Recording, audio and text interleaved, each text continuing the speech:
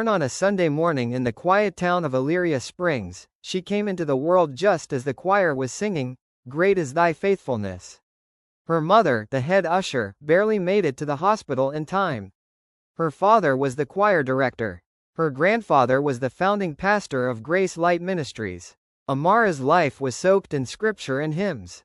She learned to recite Psalm chapter 23 before she could tie her shoelaces. Her childhood was a rhythm of Sunday school, choir practice, midweek services, and youth camps. She was the kind of girl who took sermon notes with a highlighter and volunteered to clean the sanctuary floor even when no one was watching. But somewhere between adolescence and adulthood, between proverbs and preferences, a quiet storm began to stir in her heart. She wanted something more, or maybe, someone. Enter Jaden, tall, stylish, smooth as silk. His voice was warm like melted caramel. He had a smile that made your knees tremble if you weren't braced in the word. Jaden wasn't a stranger to church. He came often, sat near the front, sang loudly, gave generously, but those who looked with spiritual eyes could see, he didn't come for God. He came for opportunity. He drove a luxury car, wore designer clothes, and knew how to say the right things at the right times. And when he spoke to Amara, it was like honey dripping from honeycomb, sweet, intoxicating, dangerously smooth. "You know," he said one Sunday after service, leaning against his car, "I think God put you on this earth just for me.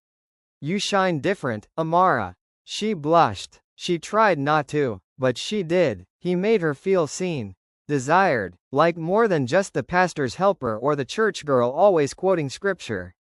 With Jaden, she felt like a woman. But the whispers of the spirit within her started to murmur. Test the spirit. Not every shining thing is gold. Now, Ezekiel, or Zeke, as most called him, was different. He had been in the church longer than most pews. He wasn't flashy, wore the same brown shoes every Sunday. His pants never quite fit right, and his shirt collars sometimes looked like they'd been ironed with a rock. But Ezekiel had a heart. A real heart. He led the youth group with patience and fire. He prayed with the fervor of a man who knew God personally. He was always the last to leave church and the first to visit someone sick. But what most didn't know, because he didn't boast, was that Ezekiel was wealthy.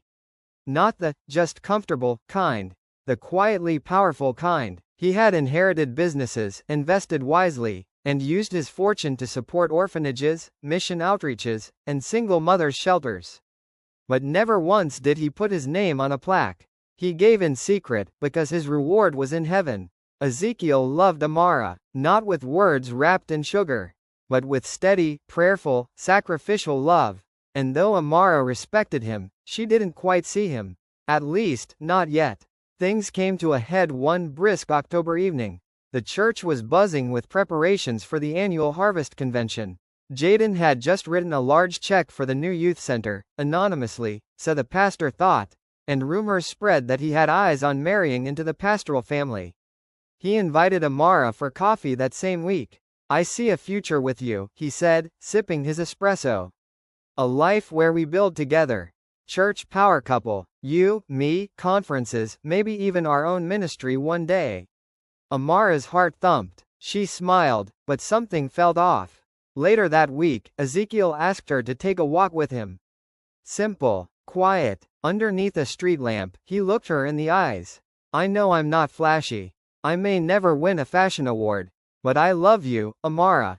I love your spirit. I love your heart for God. I've prayed about this. You're my good thing. If you say yes, I'll spend my life serving you like Christ serves the church." No big check, no promises of stardom, just love, real love.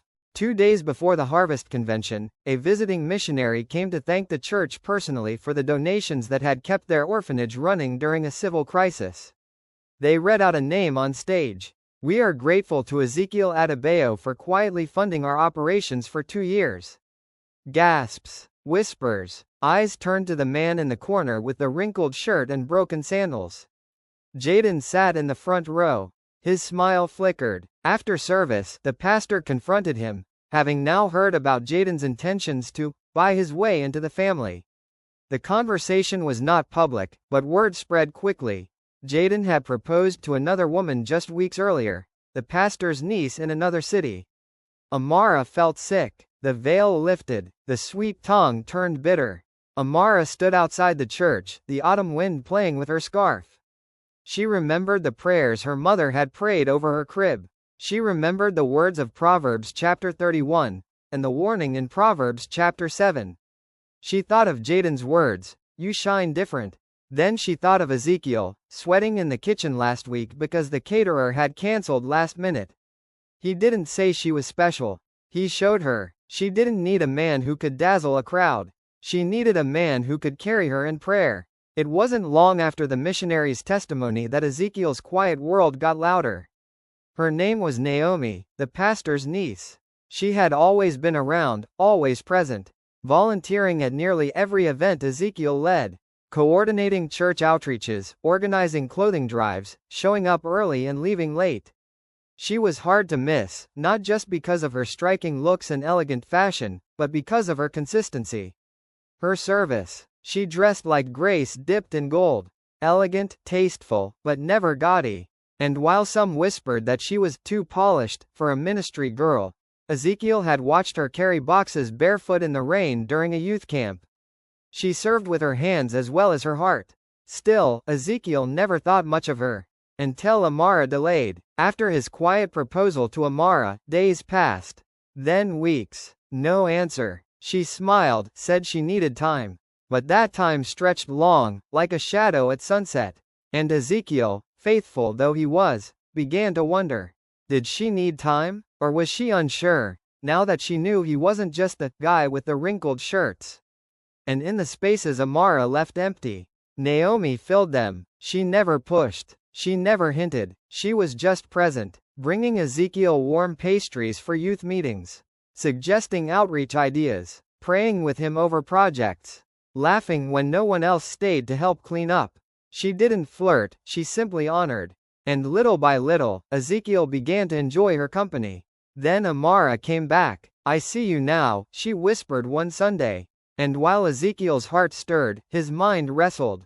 Where was this clarity weeks ago? Why now, after the missionary's revelation? Why now, after Naomi had become a steady light in his days? He couldn't ignore the possibility. Did Amara return because she realized he was rich? Ezekiel was a man of discernment, not drama. So he prayed, and then he made a decision. He would test them both. Not to manipulate, not to punish, but to reveal what only time, pressure, and service could show. He called Amara and Naomi separately. "We're launching a mentorship program," he told each. "It's going to be hard. Long hours. No spotlight. I need someone to help me build it from scratch." Both women agreed without hesitation. And for the next 6 weeks, Ezekiel watched. Not just what they did, but why they did it. Amara threw herself into the project. She was passionate, excellent, and driven. But Ezekiel noticed something. She often asked about logistics, finances, and future plans, his plans. Naomi, on the other hand, didn't ask much about him. She focused more on the kids. On praying for them, visiting their homes, texting the struggling volunteers to encourage them. She didn't try to win Ezekiel. She tried to serve the mission.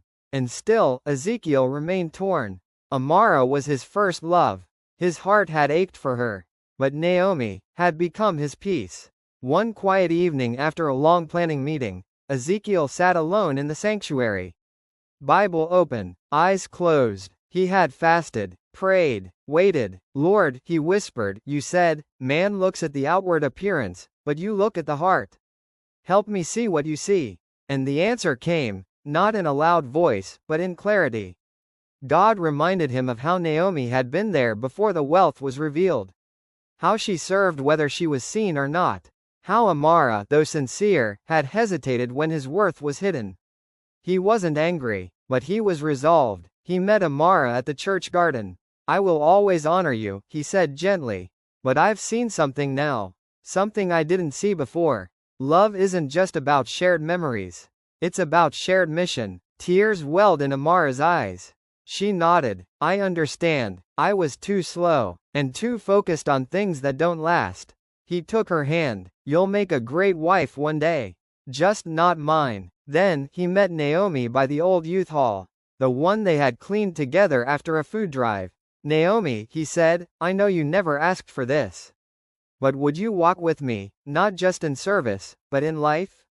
She blinked, stunned, then smiled. Only if we keep doing this, she said, gesturing at the church. He laughed. Always. Years later, Ezekiel and Naomi led missions around the globe.